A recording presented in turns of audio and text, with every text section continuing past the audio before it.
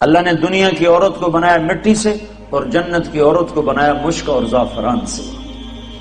وہ سورج کو انگلی دکھائے تو سورج اس کے سامنے نظر نہیں آتا، وہ مردوں سے بات کرے تو مردے زندہ ہو جاتے ہیں، زندوں کو جھلک دکھائے ان کے کلیجے پھٹ جاتے ہیں، دوپٹہ ہوا میں لہرا دے ساری کائنات میں خوشبو پھیل جاتی ہے۔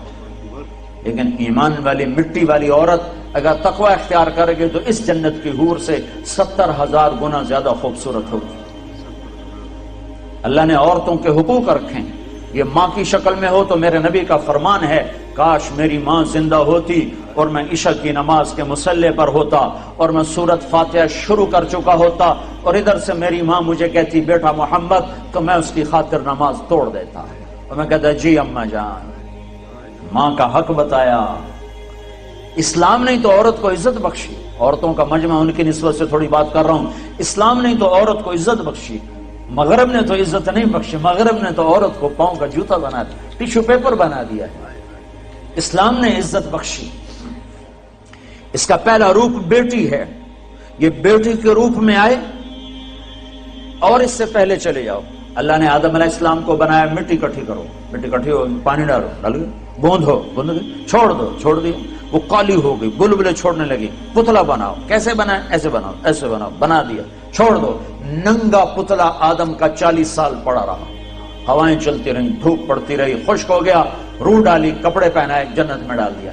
اگر اللہ چاہتا تو حوا کا پتلا بھی ساتھ بنا دیتا، مٹی اکٹھی کر کے گندھوا کے اور پتلا بنا کے ننگا ساتھ ہی ڈال دیتا، تو ننگا پتلا تو مرد کے لیے کشش کوئی نہیں، فرشتوں کو کیا ہوگی؟ اور بے پردگی تھی کوئی نہیں کہ تھا ہی کوئی نہیں، بے پردگی کس سے تھی؟ تھا ہی کوئی نہیں، تو دونوں پتلے ساتھ ساتھ بنتے، آدم کا بھی حوا کا بھی، دونوں ننگے ہوتے، پھر دونوں میں روح ڈالتا، پھر دونوں کو کپڑے پہناتا، پھر دونوں کو جنت میں ڈالتا۔ نا نا نا نا، ایک تو انتظار کروایا، انتظار کروا کے چیز عطا فرمائی اللہ نے کہ بڑی چیز کو ایویں نہیں دیا جاتا، کچھ تھوڑا سا مشقت میں ڈال کے دیا جاتا ہے۔ تو اللہ نے زندگی کا ساتھی آدم کو دیا، جنت آپے دے دی اور حوا کا انتظار کروایا، جنت کا انتظار نہیں کروایا، حوا کا انتظار کروایا۔ پھر مٹی نہیں اکٹھی کی، پتلا نہیں بنایا، پانی نہیں ڈلوایا اور اسے ننگا نہیں ڈالا، بلکہ آدم کو سلا دیا، فرشتوں کی آنکھوں پہ پردہ ڈال دیا۔ جب آدم علیہ السلام کی آنکھ کھلی ہے تو اپنے پہلو میں ایک عورت کو مکمل لباس میں پردے میں پایا ہے۔ پہلے دن سے عورت کو عزت سے بنایا ہے، کہا آدم تیری پسلی سے نکالا ہے۔ ادھر الٹے ہاتھ کی پسلی سے کیوں نکالا ہے؟ کہ ادھر دل ہے، کہ عورت ہر روپ میں دل میں جگہ پکڑتی ہے، ماں، بیٹی، بیوی، بہن، دادی، خالہ، جس روپ میں ہے اس کا مقام دل کے قریب ہے، دل سے دور نہیں ہے۔ اور اللہ تعالیٰ نے آدم علیہ السلام کو انتظار کروایا، اور آدم علیہ السلام کو جنت اچھی نہیں لگ رہی تھی، کلے گھابرے پھر لے آئے۔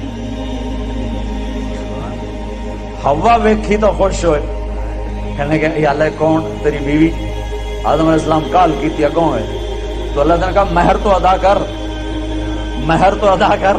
کہنے کہ کیا مہر ہے؟ کہا میرے آخری نبی پر ایک درود پڑھ دے، یہ مہر ہے، یہ مہر ہے اس کا۔ مردوں میں سب سے خوبصورت کون ہے بھائی؟